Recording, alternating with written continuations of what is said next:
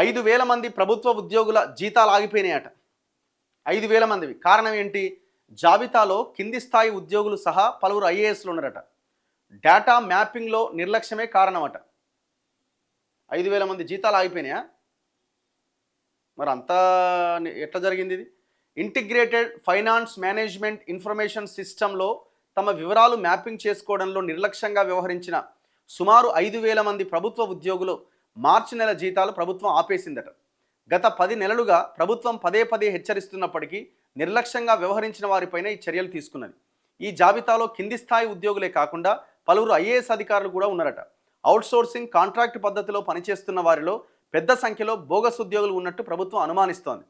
దీంతో పని చేయకుండానే జీతాలు పొందుతున్న ఉద్యోగుల ఏరివేతే లక్ష్యంగా ప్రతి ఉద్యోగిని ట్రాక్ చేసేందుకు ఈ డేటా మ్యాపింగ్ను తప్పనిసరి చేసింది. ఈ నేపథ్యంలో రెగ్యులర్ ఉద్యోగుల్లో కూడా చాలామంది తమ వివరాలు నమోదు చేసుకోలే. ఆధార్ అనుసంధానం కాకపోవడం, ఐడి కార్డులో ఉన్న వివరాలకు ఆధార్లో ఉన్న వివరాలకు పొంతన లేకపోవడం వంటి కారణాలతో ఉద్యోగుల వేతనాలు ఆగిపోయినాయి. తన వేతనం నిలిచిపోయిందని గుర్తించిన ఒక ఐఏఎస్ అధికారి వెంటనే ఆన్లైన్ పోర్టల్లో తన వివరాలు నమోదు చేసుకోగా మిగిలిన ఉద్యోగులు కూడా ఇప్పుడు హుటాహుటిన ఈ డేటా మ్యాపింగ్ చేసే పనిలో పడ్డారు. పురపాలక శాఖలో పారిశుద్ధ్య కార్మికుల పేరుతోనూ, ఉన్నతాధికారుల డ్రైవర్లుగా, మంత్రుల అధికారుల ఇండ్లలో వంటవాళ్లుగా చూపే వారిలో కూడా ఎక్కువ మంది బోగస్ ఉద్యోగులు ఉన్నట్లు ఉద్యోగ సంఘాలు అభిప్రాయపడుతున్నాయి.